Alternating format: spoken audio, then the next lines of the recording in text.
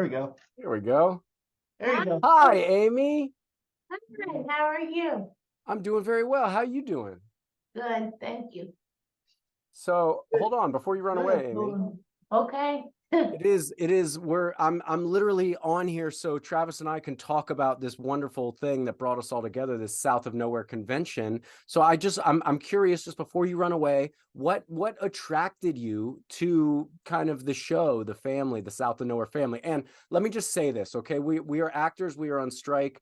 I'm not promoting South of Nowhere. South of Nowhere no longer exists on a TV channel and we can't see it. I just want to make that clear to people. We're simply celebrating a convention that the fans put together 10 years ago. In no way, shape, or form are we promoting for producers. That's not what we're doing here. Anyways, that being said, Amy, tell me, what is it that grabbed you? What pulled you into South of Nowhere in that family?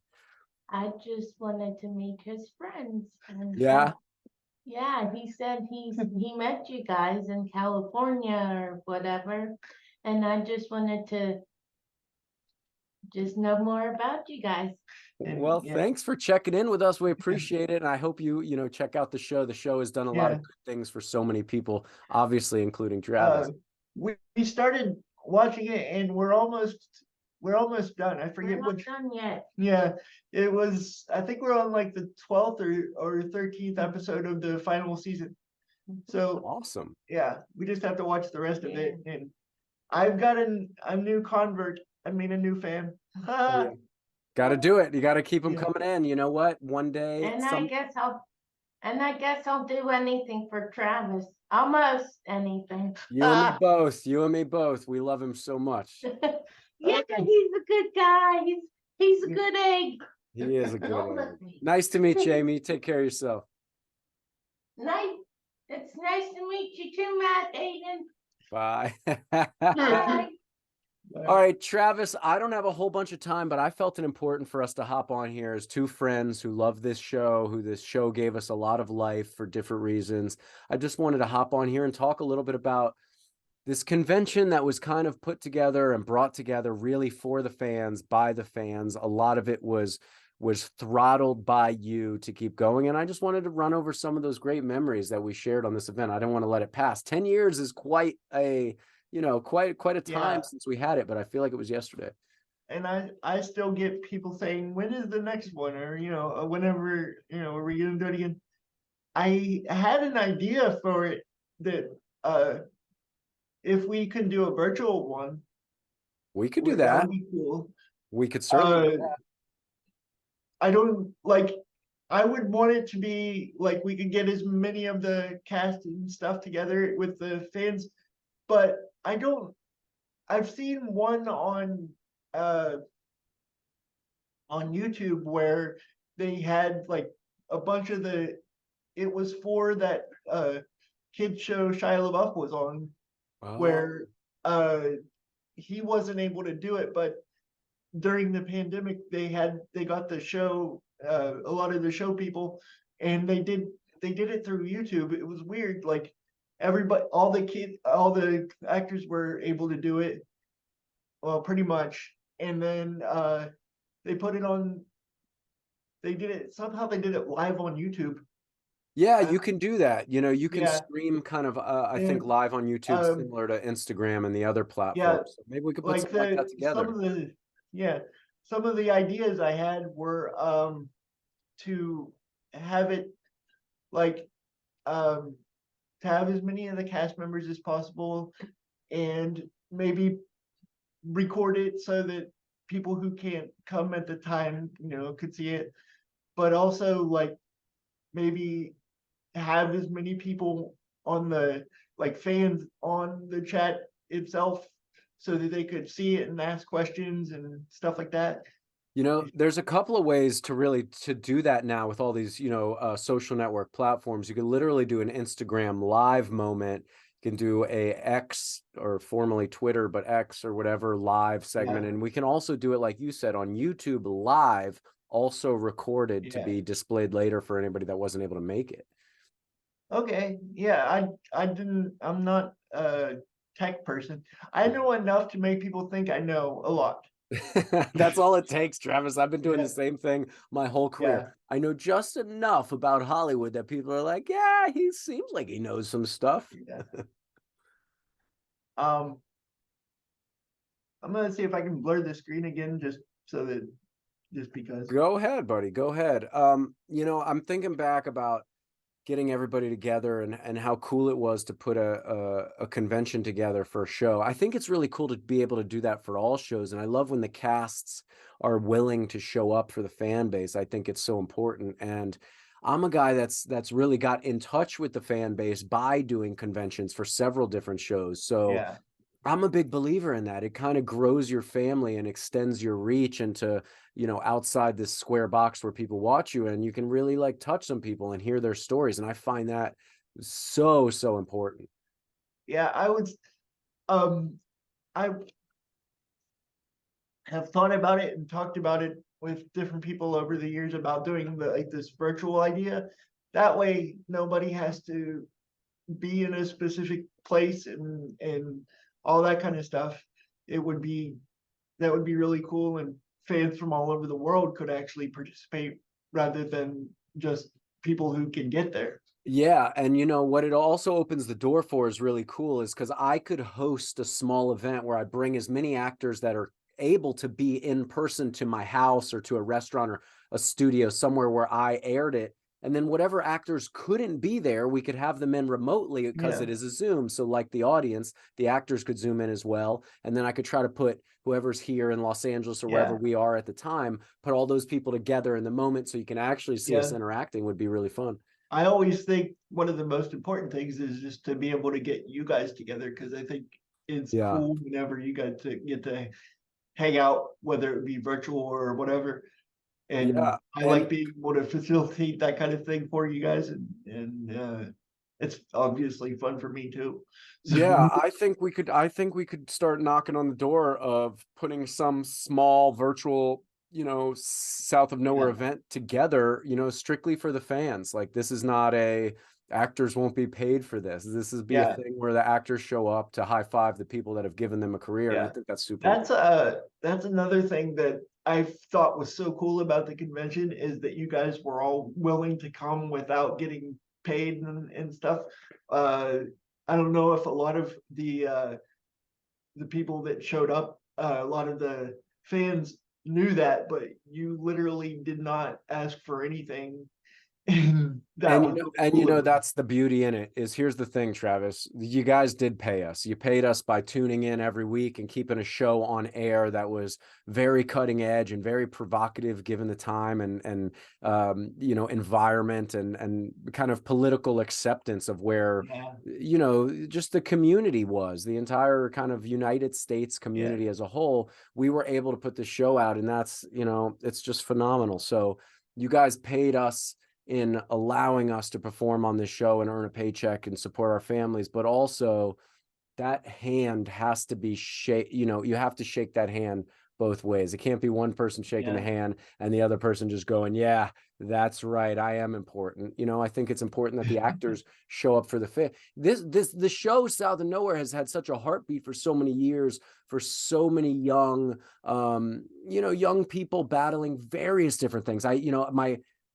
Initially I want to say, the gay and lesbian thing, but it's more than that, right? South of yeah, Nowhere covered so many social justice, different things that it's a voice for so many interracial relationships, getting pregnant too young, a parent that yeah, doesn't understand, a kid that's depressed and going to kill himself. There's a lot of moments in there for people to grab onto, and it's important for us to respond to the people that respond to the show. I yeah. think, why keep a line between us? I think that that's another thing. If there was some sort of revival, the idea of since you've talked about pushing it farther than South of Nowhere could go, Yeah. and uh, like a maybe a gay teen or something is part of the show where they are thinking about suicide, and then somebody like stops them from it by something they said, just like in like people watching South of Nowhere made it so that they didn't want to. Yeah, and you know what's cool about that is the fans of South of Nowhere, should there be a rebirth of the show or a reimagination of the show, the stories that have been shared with me from the fans of South of Nowhere is really the content that I want to cover. You know, it's the struggles of the underdogs in our fan base that I think, whether it be Tommy getting involved, I think Tommy would be attracted to that. You know, Tommy's very much an underdog guy. He loves to tell that story of the person that shouldn't be allowed to be here, but is here and is showing up. I watched his interview, and that was really cool. And it was cool that you guys talked about me for a second. Well, look, I'm going to tell you this, man. There's like, people think there's this big kind of different thought process and the special fraternity, sorority of human beings that you have to be in to be part of Hollywood. And what I like about Tommy is when Tommy and I sit down and we talk, we're just two guys talking, and we're two guys talking that have decorated pasts of chaos. And we came from places that broke us and rebuilt us and broke us and rebuilt us. And now we're here.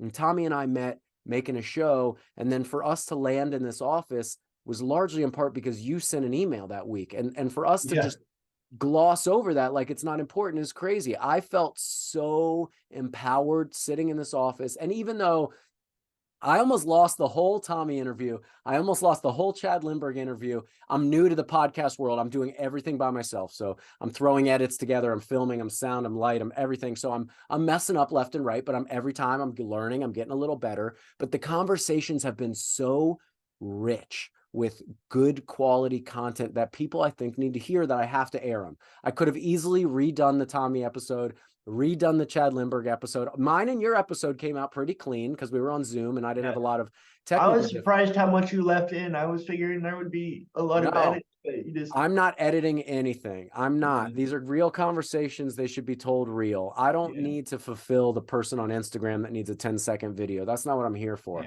I don't want to make a commercial to get advertisers. If advertisers come organically, great. If the channel and the podcast grow organically, great.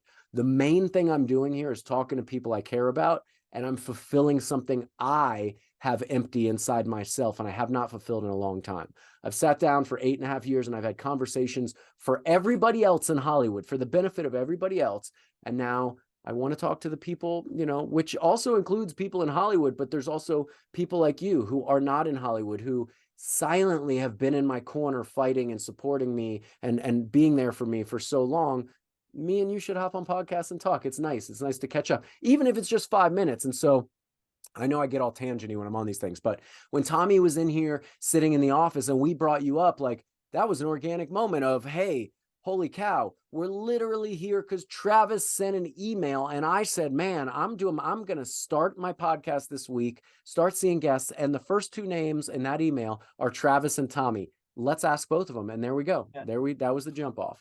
Yeah, it still amazes me that you guys put me into your world, because I never thought like Tom would answer the email that I sent.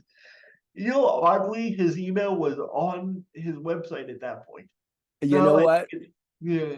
I am a believer in accessibility, and I like that Tommy is a guy that's accessible. I want to follow in the footsteps of the most accessible people that work in and around Hollywood. I want to interact with the people that support my work. I want to hear your creative input because it helps shape and style what I'm putting forward. You know, I want to have my finger on the pulse of the people that are tuning in, are watching, and care about what we're doing. It's very important. I could easily just make art my way and be, you know, I could be very satisfied doing that. But there's something in me, a bit of a people pleaser, that wants to just do what I want to do, but see if I can fit in what you're really looking for. And I think that makes a great entertainer. You can't just entertain for you. I love entertaining. I love making TV. I love making film, but I want to do it for you also. I don't want to just satisfy me. I need my audience to be satisfied so they feel like giving feedback. They feel like hopping in on a moment. And exactly like what's kind of happened between you and I, an organic relationship where we pop on a podcast and we don't prepare questions. We're like, hey, we're two guys. We're going to talk about something we like. And there it goes. You know, we're off to the races. Yeah. Like my interview with you guys, I never, well, I had like bullet points, but I never really did any kind of thing. And I'm not like a professional sort of interviewer, like working for a magazine or something. So I was like, why would I try to regiment the idea, like the ideas that we were going to talk about and stuff like that? Yeah, and it's good to do preparation. And don't get me wrong, I'm not saying don't Yeah. prepare for things or whatever. It's always good to do preparation, but prepare so much so that you're so comfortable that if you want in the moment, and this is kind of a directing technique, if you want in the moment, you could throw your preparation out the door and just be here with each other. And we can just, oh, we were going to talk about South of Nowhere Convention. Now we're talking about something completely different. And that's okay. That's okay. Yeah, but I was gonna say the convention, there was obviously Bren had a tremendous amount to do with it, because Yes. for me it was like an idea that never really, because I wouldn't have known how to do it. Right. But it was like I was just kicking around the idea on like my South of Nowhere Facebook or whatever, and with a friend, and Bren saw it and got in contact with the friend and was like, do you have a plan for how to do this? I'm like, no, I have no idea. This is just an idea. And she's like, well, I have experience. I'm like, cool, let's like see what we can come up with. And uh after that, I just became a glorified hype man. It's like, everybody get excited about this, you know.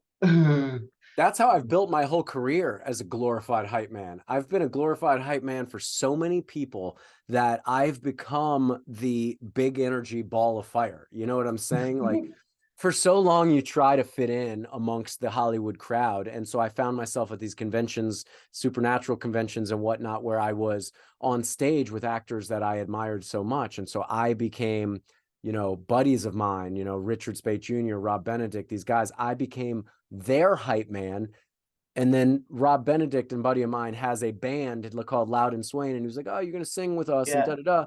And I was so nervous to do it that I kind of was like, for me to get on stage and sing a song, I have to hype myself up. So let me allow whatever song I sing to hype up the audience for the band. And so like all these different moments of discomfort and literal fear, I walked through the fear because I was like, let me be somebody else's hype man. When I was on the red carpet for Entertainment Tonight, I would get nervous. I would get this, I would get that. Not all the time, but the way I always dealt with my nerves with these, you know, mega celebrities that everybody loves so much is I always committed to being their just dedicated hype man in the interview.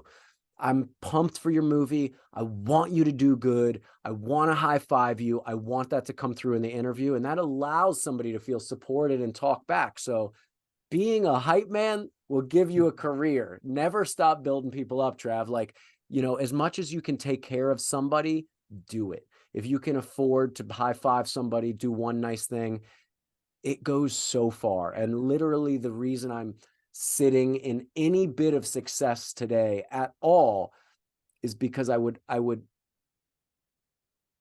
fully commit to giving myself over to whatever the cause was in front of me in that given moment and going, hey, I'm here for you. This moment is not about me. I'll just make it all about you. And there's something that will comfort you in those moments, because all of a sudden the pressure of performing or landing or doing it the right way goes away, because you're trying to get them to land the right way. You're trying to get them to land the perfect answer to your question or the perfect thing they say or do. So, you know, it kind of takes the stress out of it. So be a hype man, always be a hype man. I love it. Yeah. I mean, if you're doing it like behind a keyboard, it's actually easier, because like I don't really have to do as much as you when you're in front of like a crowd or whatever. It's easy to say, hey, guess what? It's this anniversary, or that, you know, something like that. Or, you know, this is what happened on this day and whatever. Yeah. And I used to on Twitter, X, whatever, I used to every once in a while I'd do some random trivia fact. I called it trivia of nowhere. Uh, Nice. yeah, and it wasn't like I would do like a yes or no thing or whatever. Just I'd actually give some random thing like um there's like four of you guys that did well. Let's see, there's three of you guys I think that two that did Days of Our Lives, and then there's like a few of you that did General Hospital. So, and like there is like 20 different projects at one point or another that multiples of you guys have been on. Yeah, So, I could list so many right now that even Mandy and I have just done. yeah, Like we have kind of like, she would book a guest star, I would book a guest star the yeah. next year. And, you know, That it's funny. There's only your certain things like the web series and things that you appeared on the same time, but there's like at least 20 shows I think that shows or movies that multiples of you guys were in at one point or another. It's so I'll be uh like five of the cast members appeared in this show at different points and that's yeah, stuff awesome like though. I that. mean, it's a lot of Yeah, people don't, a lot of people will latch on to an actor or celebrity from a certain thing they did, and they will have no idea the other, the other work yeah. they've done. It's And fun then to go it's look through that another stuff. thing with that is I remember watching some of Tom's shows when I was little. Obviously, I didn't know him then, but like Same. I remember like a few of his shows, and I was like, whoa, cool! I know that guy now. Yeah. Uh, Yeah. and I, and I have not checked out his new show, and obviously I don't want to say all the names and the platform that it's on, but people, you can find it, and we love oh, Tommy I Lynch. have, but I'm not involved in your world, so I suppose I'm allowed to. You could say Uh, whatever you want, but I didn't say it. yeah, Um, yeah, but I'll tell you, like just sitting in the office with Tommy and hearing that he's done 30 or 40 or however many kids yeah, shows is wild. And then you sit there yeah, the whole time, and I'm doing this interview and we're for an hour just chatting it up, and you realize, wow, Tommy Lynch has been, for whatever reason, thrust into the position to give young people a chance in Hollywood. And over and over and over again, he's kept it, without being asked, diverse, inclusive, completely fair in the yeah. He was hiring, doing both in it front and before it behind the was like a camera. buzz thing to do. He was doing it before everybody was supposed to. Like Yeah. now it's like if you don't include this type of character, you're evil or whatever. But Yeah. then he was just doing it because it was who people are and he wanted to represent as many people as he possibly could. Yeah, and with Tommy, it's always been, and you can feel it with his work, his body of work. You look at it and it's always like, oh, wow, it's just reflective of the world. And the world is a colorful, wild, weird Yeah. place full of not two of the same people. So let the shows, let the movies, reflect that. And he just Yeah. it naturally comes to him and the people he hires to put the shows together. They keep it. I remember I talked to him about the South of Nowhere when we did our first interview. He's like, it has gay characters or whatever, but it's more about just he said a lot of it had to do with things that him and his wife went through.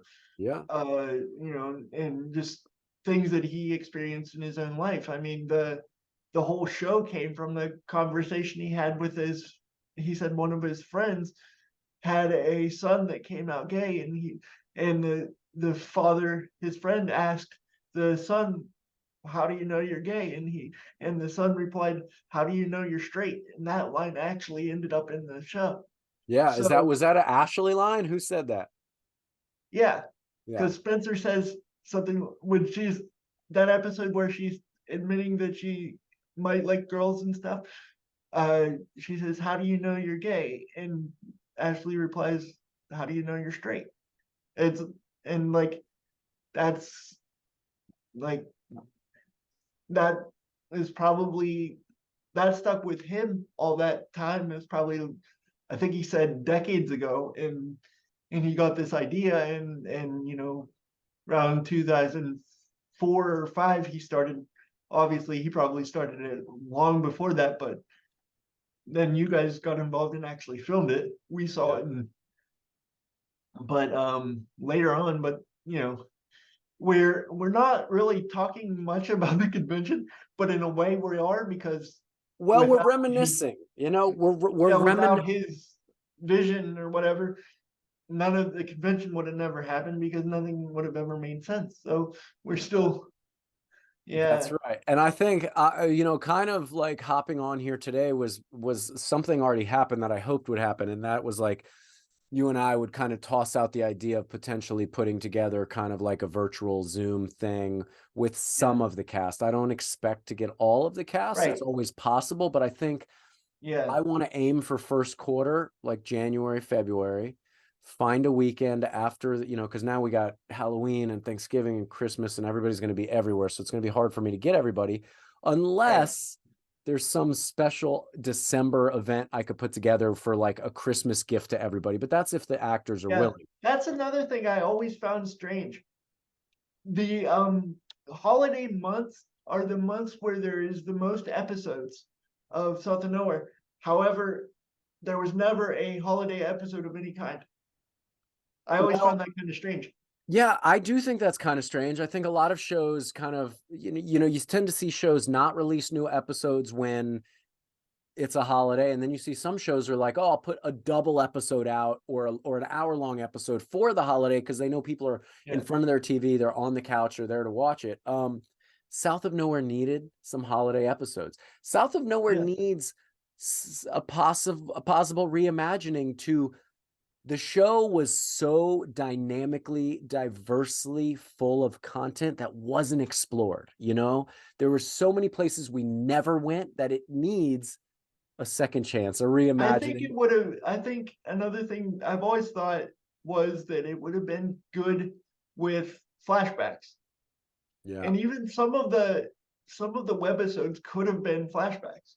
Yeah. Instead, um, you know, but like the flashbacks to, like, you could have had a little version of Clay being adopted, or you know, Ashley and Madison's actual friendship.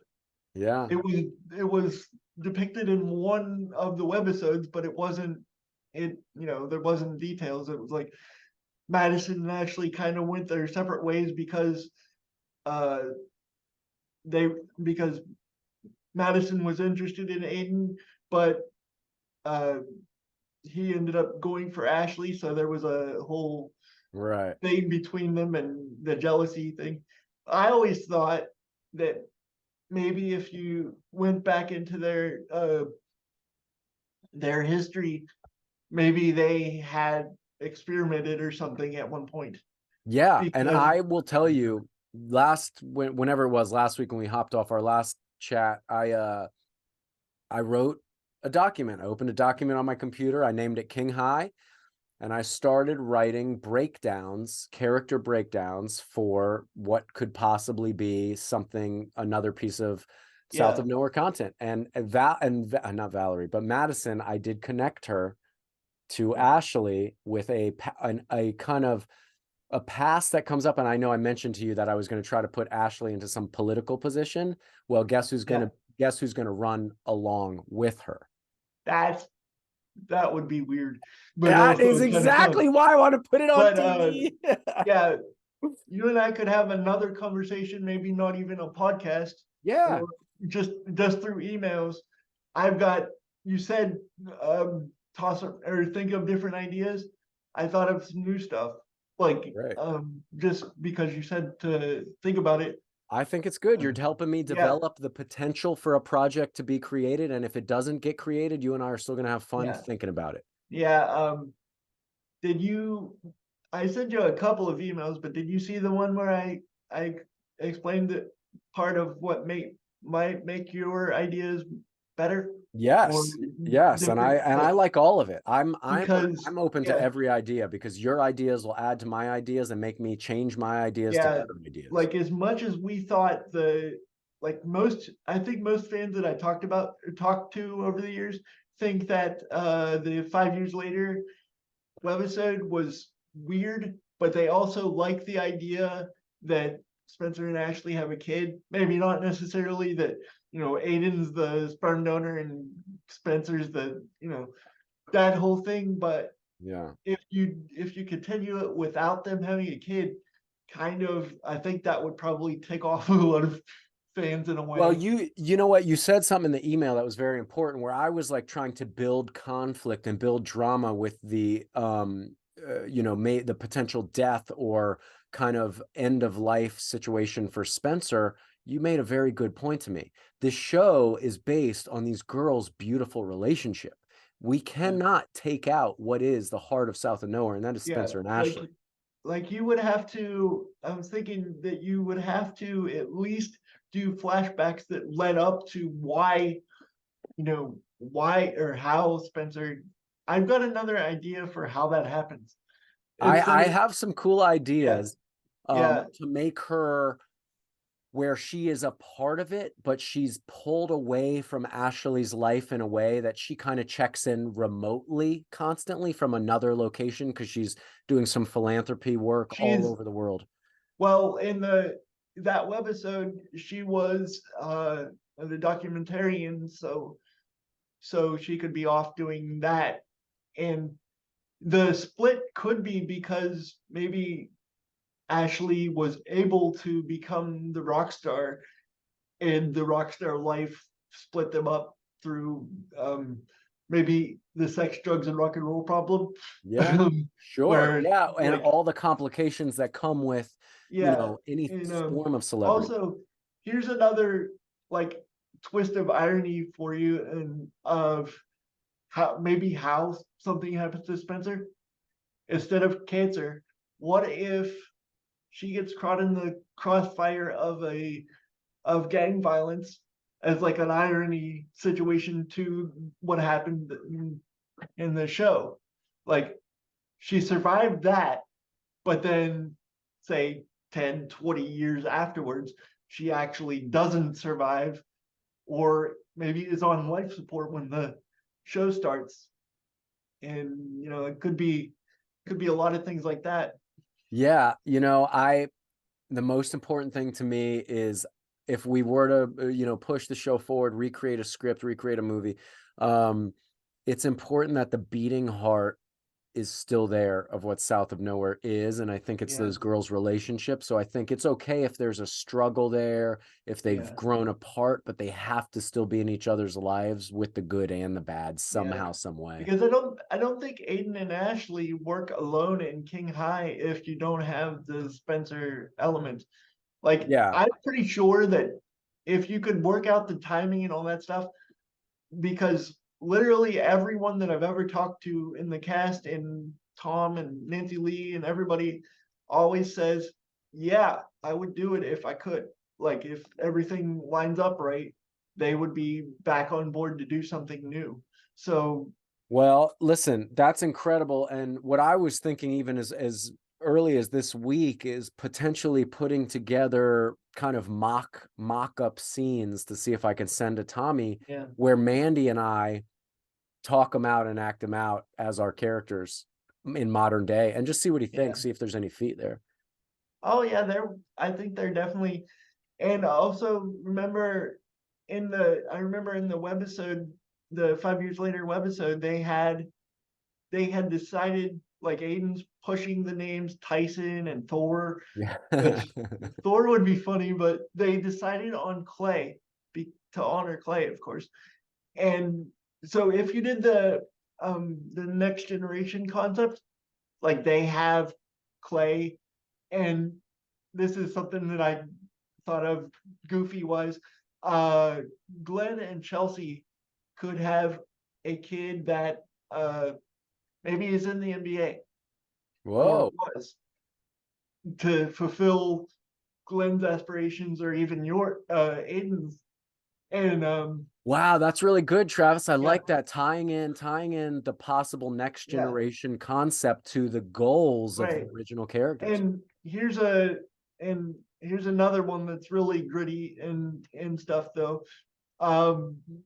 What if there's a copycat killer kind of situation where another school shooting happens on the anniversary or something? Yeah.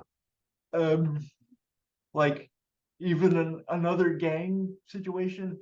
Here's about Sure. like maybe there's a re-airing of the documentary Yeah. and that sparks it, or someone just knows about the anniversary.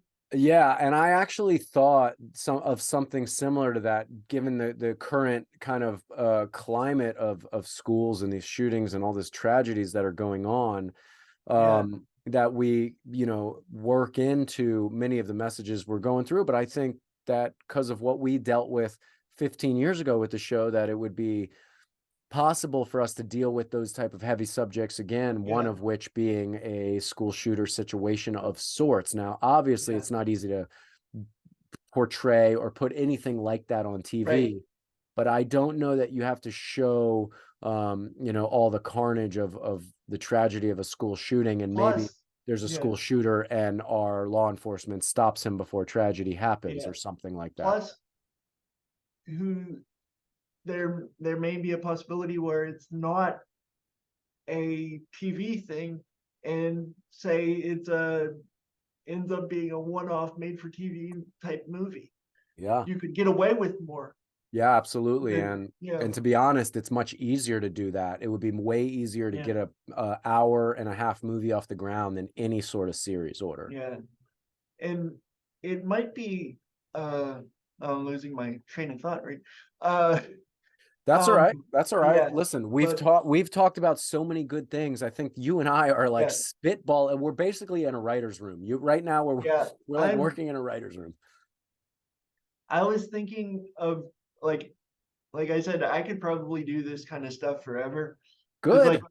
So they've let's do it. started It makes me happy to talk to you about this stuff. I don't it's care if anybody watches yeah, our podcast. it started probably for me because I thought the show ended too quickly, and I had understood the idea of fan fiction. I never did it before, but I got on the fan fiction website and was like, just like I wrote some stories that were uh, additions to it, and I was thinking, I thought of all these different ideas, but I have more ideas that I never wrote stories for, Well, and this is what I but do. As soon as I get an idea, so I don't forget it, even if it's a crap idea and I never follow up on it, I open a document, I title it something that I'll remember it, and I put a yeah, couple notes in it, like, hey, you talked to Travis about this, the shooting, yeah. a couple of ideas, and that's it. Um, yeah, and I was thinking too, you mentioned like Aiden being a counselor and like a school guidance counselor. Yeah. I was thinking maybe a grief counselor. He comes in after something really bad happens, a school shooting or something like that, and sticks around, and maybe there's PTSD involved from his shooting whenever he, hears that this is going on, and that's part of why he wants to help. But also, can we get can we get Arthur reoccurring because I have him and Maeve as regulars, by the way, just so you yeah, know. because they're like the idea of in that was mentioned in the remake concept that you guys had, the resurrection or whatever it was, redemption, that's what it was. Yeah.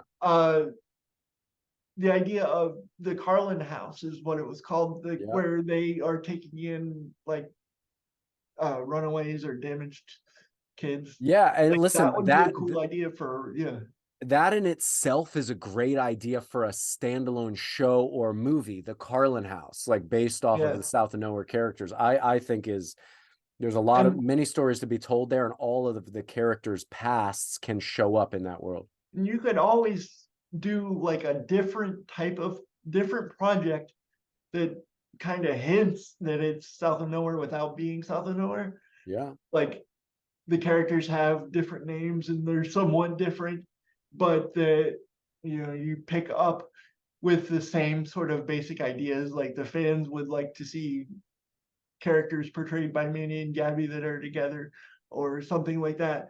But and of course an Aiden type character getting in the way of it. And because a lot of people wanted like the fairy tale elements of it that and just kind of bugged me.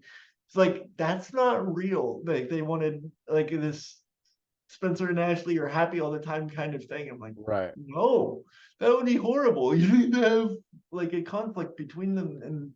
And I'll tell you this, like there's no relationship, no matter how successful, where it is just happy all the time. Mandy and I have been married Yeah. for plenty of years now. You know, I can tell you that things go up and down, things get rough, things are easy, things are happy, things are sad. And that should reflect on any on-screen relationship. It should show the difficulties of spending your entire life with a person. It is very difficult. And the give and take of a relationship is very challenging. It's very I don't fragile. know if it is probably still not the case for fans if they think about it now, but like I remember at the time people like severely hated Aiden. Yeah. Probably you to a point because they couldn't separate the character. But Like I'm gonna quote Eminem. Dare I quote Eminem? It's not until you know that you're hated, you know that you made it. Because when a character, and I'll tell you this from the soap world, in the soap opera world, if a character finds another character and they get together and they're happy, and you're not hitting a conflict every episode, one of those characters are gonna get written out. Because no audience wants to watch happy after episode like after they think episode. they do sometimes, but no. For a split second, we want happiness, and our natural instinct is to go to carnage. You watch the NASCAR race for the crash, you watch the boxing fight for the knockout, you watch the UFC for the bloody, vicious chaos of it all. You want to see happiness for a second, and then it's got to be conflict. Aiden goes to UFC or something similar. Listen, any way to get Aiden's shirt off is what we're going to have to do, Travis. A lot of fans, that's one thing that my friend was saying. He takes his shirt off a lot. That's right. Listen, Nancy Lee, Tommy, we all put it together and we said, we're making a show. I'm in shape. I do a lot of push-ups and sit-ups. Let's exploit this. It's okay. I was a young man then. I'm still doing sit-ups now. I can hang on to these abs for like another 15 minutes and they're going away. And and I think it would be cool to, because you're aiming for something more real with like a reboot of some sort. It'd be cool to incorporate some things that you guys do in real life, like you got into boxing a little bit on the show and different things like that. But if Aiden was a competitive boxer or used to be, because maybe he started it to get his frustrations out and work on his PTSD or something. And he needed an outlet to beat the crap out of someone and have it be legal. And imagine within the storyline of Aiden, whether he's a counselor, a grief counselor, or working through his own issues, he puts together a Sunday school boxing class for the broken kids that need to join him, which I'm actually doing in real life here in LA. Not so much broken kids, but I have friends and buddies that are struggling with their sons and daughters. And I am a guy who struggled as a youth. And I know that boxing helped me so much in my mid-20s. So I've reached out to my buddies and I'm like, can I have your kids? Can I take your kids and teach them boxing and go through this? And there's a lot you can learn in a boxing ring that reflects life. And I always thought that of all the sports in the world that you can compare most to acting, boxing was the one. And the reason being is this. Now, when you stand in a boxing ring, there's nobody else there. You versus your opponent. When you stand in a scene, there's nobody else there. It's you and your scene partner. Now, in a boxing ring, if I look across that ring and I phone it in, right? If I pretend that I'm paying attention to what's in front of me, what's going to happen is a punch is going to come and I'm not going to move. It's going to hit me right in the face. But if I'm reacting to what's happening in front of me, a punch is going to come and I'm going to out the side. And the thing is this, the comparison is this, you're alone on a stage like a boxing ring, and you either react to what's in front of you so you can react authentically, naturally, and continue moving through the scene, or you don't react and you get knocked on your ass and turn in the worst performance of your life. And at the end of the day, there's nobody to help you, because a camera doesn't lie and neither does a knockout punch. If you fall flat on your back, whether it be on screen or in a boxing ring, it's because you weren't authentically in the moment. I never thought of it like that, but Yeah. I did think of parallels whenever you were first saying it. Muhammad Ali was kind of that way. Yeah. Like he could have been like a professional wrestling manager or a or an actor and done well probably. Yeah. Because his charisma and his character, like he was a character. He wasn't just a boxer that hit people. Yeah, he was a showman. He really had great showmanship, and he was there to entertain. He was always there to win the fight, be the greatest champion of the world, but he never stopped entertaining, not from one press conference to the next press conference, to walking to the ring, to getting in the ring, to actually fighting, moving, and dancing through the ring. The whole time it was a performance. People had never seen anything like this. Yeah. It was spectacular. But yeah, there was darting back to the That's all right, go ahead. There was the one thing I sort of regretted was that I did not spend as much time with the fellow fans. I went back with you guys because you let me in the green room. And I spent a lot of more time that way. And I felt like basically I helped do it for the fans that I felt like they should have the experiences that I do.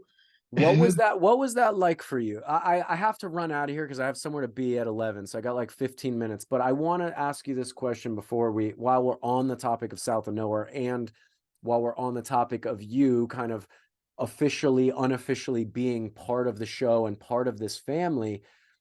What was it? It never seems overwhelming to you. It seems like you can just manage all these, big personalities and these celebrities all around you. And we give you the exclusive, we want to put you in a position where you feel special. Is it feel overwhelming, or are you just kind of here for the ride? Perhaps I am the greatest actor no one knows about.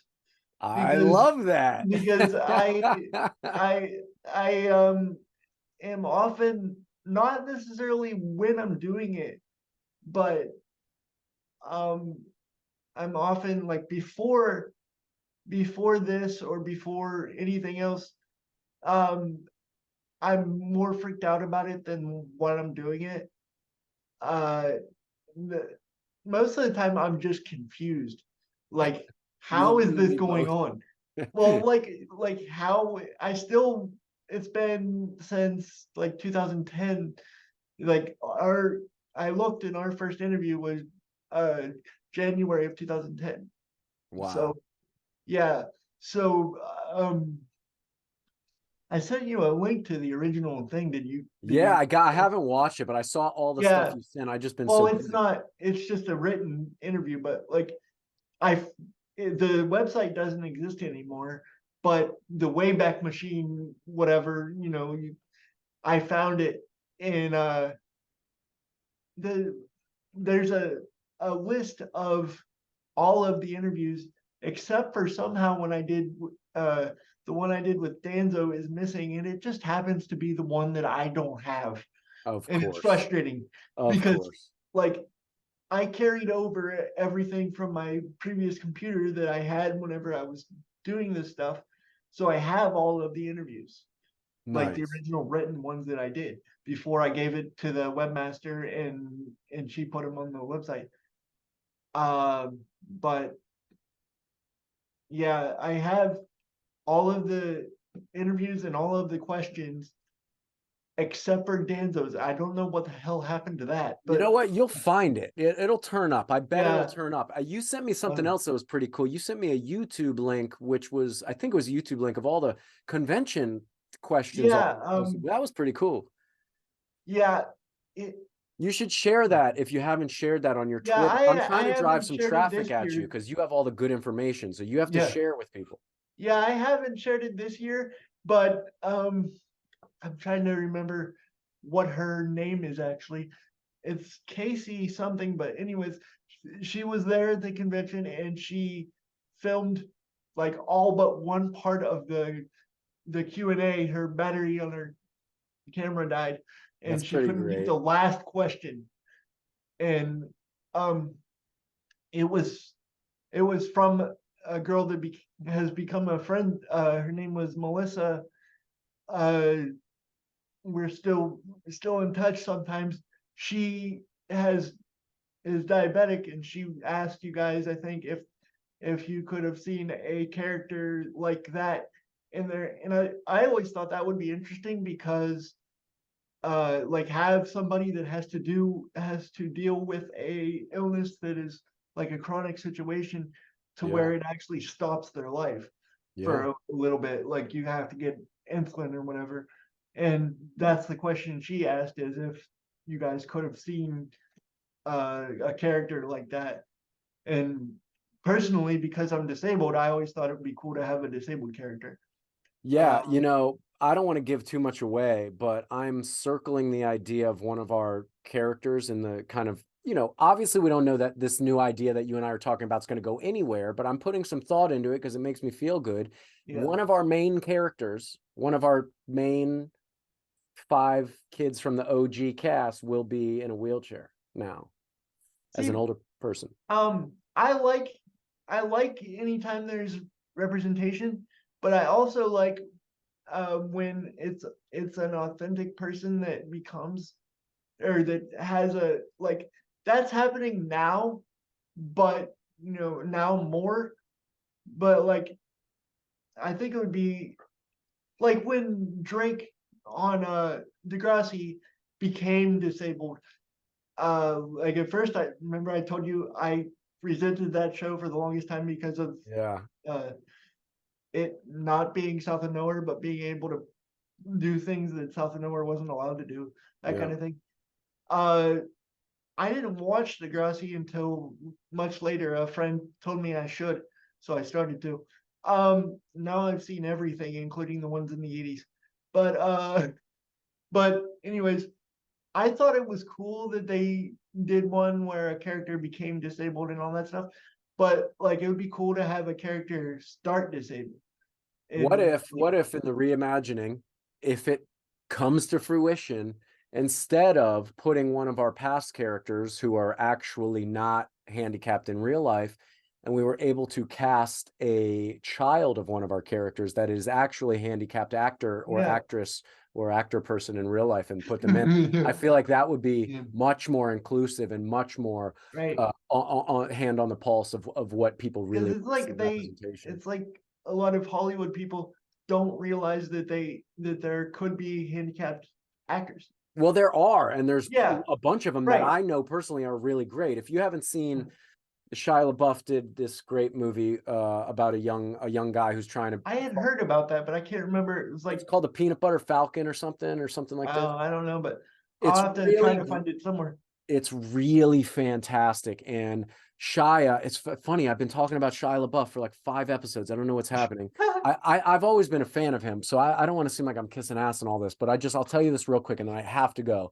Shia's got this great movie, and I don't know how the young man is disabled, but the actor is exquisite.